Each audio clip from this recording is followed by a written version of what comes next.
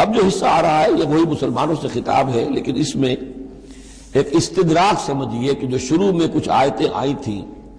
خواتین کے معاملے میں، یتیم عورتوں کے معاملے میں، ان سے نکاح کے معاملے میں یا طلاق کے معاملے میں، اب اس میں کچھ وضاحتیں، کچھ سوالات مسلمانوں کی طرف سے ہوئے، مزید وضاحتیں طلب کی گئی تو اللہ نے یہ وضاحتیں نازل کی ہیں۔ اور یہاں پر ساتھ یہ فرما دیا وَيَسْتَفْتُونَكَ فِي النِّسَاءِ، اے نبی یہ آپ سے عورتوں کے بارے میں سوال کر رہے ہیں، بات پوری طرح ان پر کھلی نہیں ہے، واضح نہیں ہوئی ہے۔ قُلِ اللَّهُ يُفْتِيكُمْ فِيهِنَّ، ٹھیک ہے کہہ دیجئے اے نبی ان سے، اللہ تمہیں فتویٰ دیتا ہے، بتاتا ہے، وضاحت کرتا ہے ان کے بارے میں۔ وَمَا يُتْلَىٰ عَلَيْكُمْ فِي الْكِتَابِ مِنْ يَتَامَى النِّسَاءِ، اب وہ آیت نمبر 3 کے اندر بات واضح ہو گئی، قرآن نے ثابت کر دیا کہ وہاں جو کہا تھا کہ وَإِذْ خِفْتُمْ أَلَّا تُقْسِطُوا فِي الْيَتَامَى، تو یتامى النساء مراد تھی وہاں پر،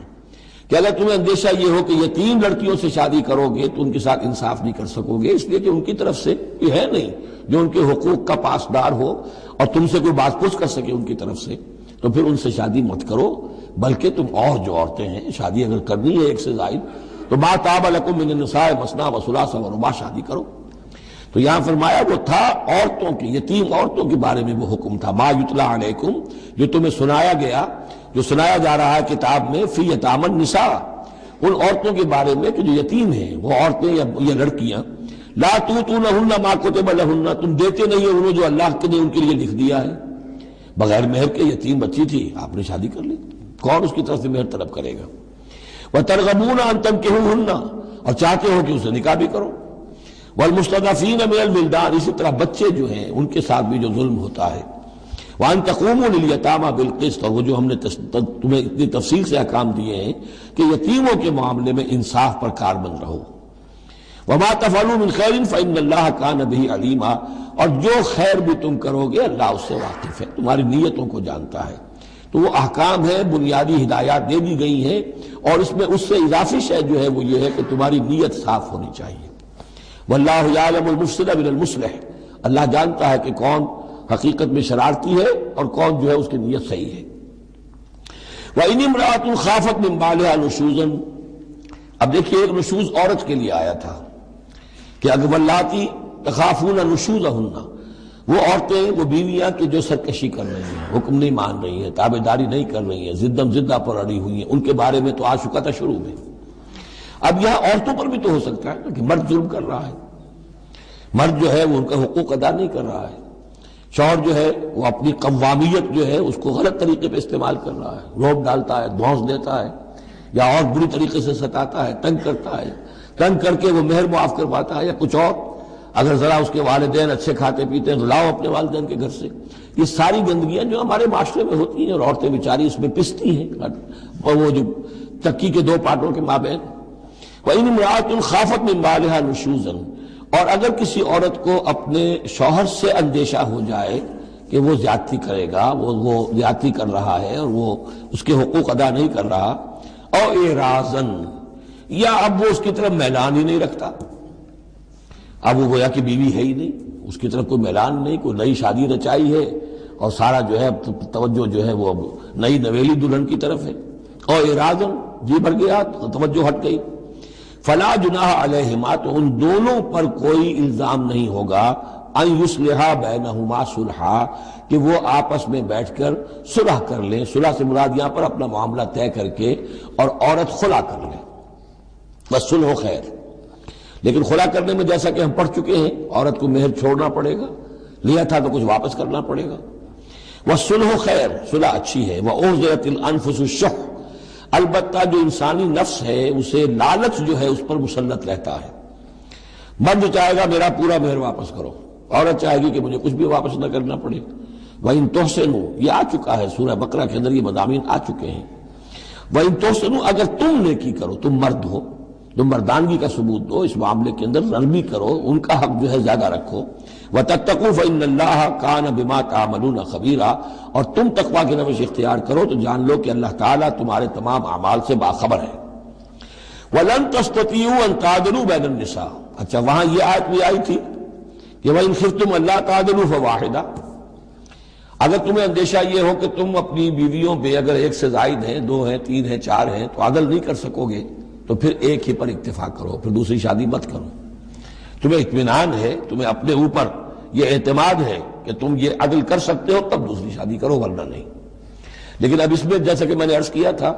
کہ کچھ چیزیں تو ہوتی ہیں گنتی کی، ناپ تول کی، اس میں تو عدل ہو سکتا ہے، لیکن ایک قلبی میلان جو ہے اس کے اندر تو ظاہر بات ہے انسان کے اختیار میں نہیں ہے۔ حضور صلی اللہ علیہ وسلم نے اپنی تمام ازواج کے لیے ہر چیز گن گن کر، یعنی باریاں بھی مقرر تھیں آپ کی شب باشی کی، دن میں بھی اب آپ ایک چکر لگاتے تھے عصر اور مغرب کے درمیان، تو تھوڑی تھوڑی دیر ہر اپنی زوجہ محترمہ کے پاس ٹھہرتے تھے، کہیں تھوڑی دیر بھی زیادہ ہو جاتی تو کھلبلی مچ جاتی تھی، آج وہاں کیوں ٹھہر گئے، آج زینب کے پاس زیادہ وقت کیوں لگ گیا، آج فلاں کیا ہو گیا، وہاں شہد دیا گیا تھا وہ شہد پی رہے تھے تو اس وجہ سے دیر لگ گئی۔ تو حضور سے جب کہا گیا اشارے کنائے سے آپ نے قسم کھا لی اچھا میں آئندہ کبھی شہد نہیں پیوں گا، حضور نے اللہ تعالیٰ نے ٹوک دیا کہ حضور یہ کیوں آپ قسم کھا رہے ہیں، لما تحرم ما احل اللہ لک تبتغی مرضات ازواجک۔ تو یہ چیزیں جو ہوتی ہیں انسانی معاشرے میں، بہرحال بہت بہتر معاملہ تھا، بہت بہتر تھا حضور کے ازواج مطہرات کا آپس میں، لیکن یہ کہ بالکل ظاہر بات ہے کہ کچھ نہ کچھ تو شوق جو ہوتا ہے اس کے کوئی نہ کوئی اثرات تو ہوتے ہیں، یہ عورت کی فطرت ہے، اس کے اندر اختیار میں نہیں ہے۔ تو یہ چیزیں جو ہے فرمایا کہ اگر تم وَلَن تَسْتَطِيعُوا أَن تَعْدِلُوا بَيْنَ النِّسَاءِ، تمہارے لیے ممکن ہی نہیں ہے کہ تم عورتوں کے مابین انصاف کر سکو۔ مراد کیا ہے؟ قلبی میلان، یہ حدیث کے اندر واضح ہو گیا۔ اور حضور فرمایا کرتے تھے کہ اللہ جو بھی چیزیں ہیں میں نے اس میں پورا عدل کیا ہے، باقی جہاں تک میرے دل کا میلان کا تعلق ہے مجھے امید ہے تو مجھ سے مواخذہ نہیں کرے گا، یہ ہے ظاہر بات ہے۔ لیکن اگر تم چاہو بھی تو تم عدل نہیں کر سکتے۔ وَلَن تَسْتَطِيعُوا أَن تَعْدِلُوا بَيْنَ النِّسَاءِ وَلَوْ حَرَصْتُمْ، چاہے تم کتنے حریص ہو اس کے نہیں کر سکتے۔ فَلَا تَمِيلُوا كُلَّ الْمَيْلِ، تو ایسا نہ ہو کہ ایک کی طرف پورے کے پورے جھک جاؤ، میلان میل، کل المیل، ایک ہی کی طرف پورا میلان ہو جائے، فَتَذَرُوهَا كَالْمُعَلَّقَةِ، کہ دوسری بیوی معلق ہو کر رہ جائے،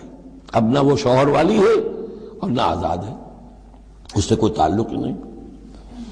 وَإِن تُصْلِحُوا وَتَتَّقُوا، اگر تم اصلاح کر لو اور تقوی کی روش اختیار کرو، فَإِنَّ اللَّهَ كَانَ غَفُورًا رَحِيمًا، تو اللہ تعالیٰ بھی غفور الرحیم ہے۔ وَإِن يَتَفَرَّقَا، اب یہ بہت اہم موضوع ہے کہ ہمارے ہاں طلاق کے بارے میں جو یہ مشہور ہو گیا صحیح ہے، ان ابغض الحلال عند اللہ الطلاق، یہ حلال چیزوں میں سب سے زیادہ اللہ کو ناپسند جو ہے وہ طلاق ہے، لیکن اسے کفر کے درجے تک پہنچایا ہوا ہے۔ لڑائی چل رہی ہے، جھگڑا چل رہا ہے، مزاجوں میں موافقت نہیں ہے، ایک دوسرے کو کوس رہے ہیں، دن رات کا جھگڑا ہے، طلاق نہیں دینی، یہ احمقانہ طرز عمل ہے، بالکل احمقانہ، شریعت کی منشا کے بالکل خلاف۔ یہاں آپ دیکھیں کہ ایک طرح کی ترغیب ہے طلاق کی، ترغیب۔ وَإِن يَتَفَرَّقَا، اب اگر وہ متفرق ہو جائیں، علیحدہ ہو جائیں، سیپریشن جو آپ استعمال کرتے ہیں، سیپریٹ ہو جائیں، یغنی اللہ کلا من سعتہ، اللہ دونوں کو اپنی کشادگی کشائش سے غنی کر دے گا۔ ہو سکتا ہے اس عورت کو بھی کوئی بہتر رشتہ مل جائے کہ جو اس سے اس کی صد مزاجی موافقت رکھنے والا ہو، اور اس شوہر کو بھی اللہ تعالیٰ کوئی بہتر بیوی دے دے کہ جس کے اور اس کے درمیان جو ہے مزاج کے اندر موافقت پیدا ہو جائے۔ تو یہ کہ عدم موافقت ہے، لڑتے رہنا ہے، دنگا فساد ہے، لیکن یہ کہ وہ طلاق نہیں دینی ہے، یہ ہندوانہ اثرات ہیں ہم پر نمبر ایک، اور دوسرے عیسائیانہ اثرات ہیں۔ عیسائیت پہ بھی طلاق حرام ہے، اس لیے کہ قانون اصل میں شریعت، انجیل میں شریعت اور قانون تو ہے ہی نہیں، لیکن جو حضور نے فرمایا ان ابغض الحلال عند اللہ الطلاق، ایسی ہی کوئی بات حضرت مسیح نے فرمائی کہ طلاق اگر بلا وجہ کوئی شخص طلاق دے دیتا ہے تو یہ ایسا ہی ہے، فرض کیجئے کہ اب وہ عورت جو ہے اس کی وہ بے سہارا رہ گئی، ہو سکتی ہے کہ اس کا آوارہ ہو جائے، تو گویا کہ اب اس کی گناہ کا وبال اس پر ہوگا کہ جس نے اسے طلاق دی ہے، بلا سبب طلاق دے دی۔ اب وہ عورت جو ہے اگر اس کی شادی اور نہیں ہوئی تو اس کی آوارگی کا امکان موجود ہے۔ تو اس کو سمجھنا چاہیے کہ یہ اخلاقی تعلیم تھی، یہ قانونی تعلیم نہیں تھی۔ قانونی تعلیم تو وہی ہے کہ جو تورات کے اندر ہے، آپ حضور حضرت مسیح فرما کر گئے ہیں کہ یہ نہ سمجھو کہ میں قانون کو ختم کرنے آیا ہوں، موزائک لا جو ہے حضرت موسیٰ کی شریعت وہ تم پر نافذ رہے گی، لاگو رہے گی، عائد رہے گی۔ تو قانون قانون ہے اور اس کے ساتھ اخلاق کی تعلیم ہوتی ہے، اس کو انہوں نے قانون بنا دیا، نتیجہ یہ ہوا جب تک بیوی کے اوپر آپ بد کرداری کا الزام ثابت نہ کر دیں آپ طلاق نہیں دے سکتے، لہذا وہ 100 طریقے کر کے پہلے اسے بد کردار بناتے ہیں اور پھر اس کا ثبوت لیتے ہیں تب جان چھڑاتے ہیں، ورنہ جان چھوڑ نہیں سکتی۔ تو یہ سارا کا سارا معاملہ جو ہے شریعت کے اندر تو جو صحیح راستے رکھ دیے گئے ہیں ان کو اگر چھوڑا جائے گا تو پھر غلط راستے اختیار کرنے پڑیں گے۔ تو ایک ہندوانہ اثرات جو ہمارا پس منظر ہے، اور ایک جدید تہذیب کے جس پر عیسائیت کا غلبہ ہو گیا تھا، ان کے ہاں کے اثرات کی وجہ سے یہ طلاق کا معاملہ ہمارے ہاں تقریباً کفر بنا دیا لوگوں نے۔ وَإِن يَتَفَرَّقَا يُغْنِ اللَّهُ كُلًّا مِّن سَعَتِهِ، اگر وہ علیحدہ ہو جائیں، نہیں مزاجوں کی موافقت ہو رہی، اللہ غنی کر دے گا ہر ایک کو، دونوں کو اپنی وسعت میں سے۔ وَكَانَ اللَّهُ وَاسِعًا حَكِيمًا، اللہ بڑی وسعت رکھنے والا ہے، بڑی سمائی رکھنے والا ہے، اس کے خزانے بڑے وسیع ہیں، حکیم ہے، حکمت والا ہے، اس کا ہر حکم جو ہے وہ حکمت پر مبنی ہے۔ وَلِلَّهِ مَا فِي السَّمَاوَاتِ وَمَا فِي الْأَرْضِ، اللہ ہی کا ہے جو کچھ کہے آسمانوں میں اور جو کچھ کہے زمین میں۔ وَلَقَدْ وَصَّيْنَا الَّذِينَ أُوتُوا الْكِتَابَ مِن قَبْلِكُمْ وَإِيَّاكُمْ أَنِ اتَّقُوا اللَّهَ، اور دیکھو مسلمانوں، جو تم سے پہلے تھے انہیں بھی ہم نے وصیت کی تھی، جنہیں کتاب دی تھی، اور اب تمہیں بھی وصیت یہی ہے کہ اللہ کا تقوی اختیار کرو۔ اصل شے ہے تقوی، ورنہ شریعت جو ہے اس کا بھی مذاق بن جائے گا۔ اسی لیے حضور کا جو خطبہ ہے بہت مشہور، عام جمعوں میں آپ سنتے بھی ہوں گے، اوصیکم ونفسی بتقوی اللہ، مسلمانوں میں تمہیں بھی وصیت کرتا ہوں اور اپنے نفس کو بھی وصیت کرتا ہوں کہ اللہ کا تقوی اختیار کرو۔ قوا انفسکم واہلیکم نارا، بچاؤ اپنے آپ کو اور اپنے اہل و عیال کو آگ سے۔ تو یہ تقوی جو ہے، وَلَقَدْ وَصَّيْنَا الَّذِينَ أُوتُوا الْكِتَابَ مِن قَبْلِكُمْ، تم سے پہلے جن کو کتاب دی گئی تھی انہیں بھی ہم نے وصیت کی تھی، وَإِيَّاكُمْ، اور سن لو تم بھی کان کھول کر، تمہیں بھی یہ وصیت ہے، أَنِ اتَّقُوا اللَّهَ، کہ اللہ کا تقوی اختیار کرو۔ وَإِن تَكْفُرُوا، اگر تم نہ مانو گے، فَإِنَّ لِلَّهِ مَا فِي السَّمَاوَاتِ وَمَا فِي الْأَرْضِ،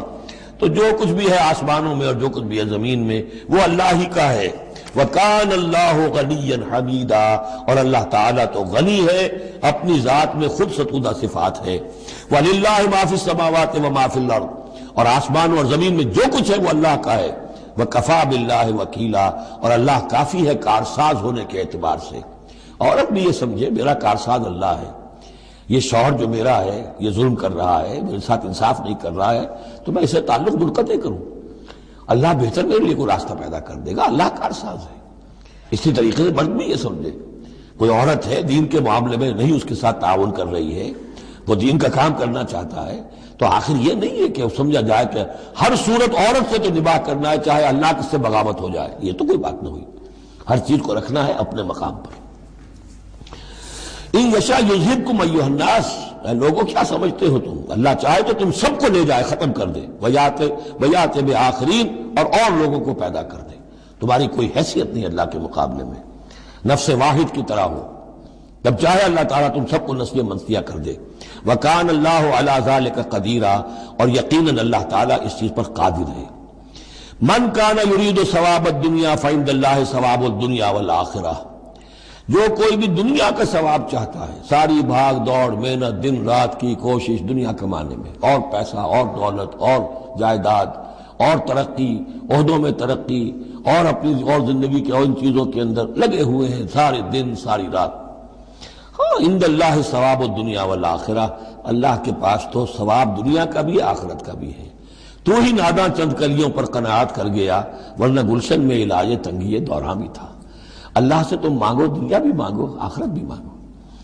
ربنا آتنا فی الدنیا حسنۃ وفی الآخرۃ حسنۃ وقنا عذاب النار،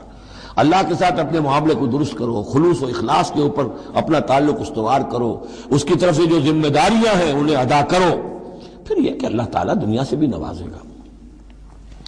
من کان یرید ثواب الدنیا فعند اللہ ثواب الدنیا والآخرہ وکان اللہ سمیعا بصیرا، اور اللہ تعالیٰ سب کچھ سننے والا اور دیکھنے والا ہے۔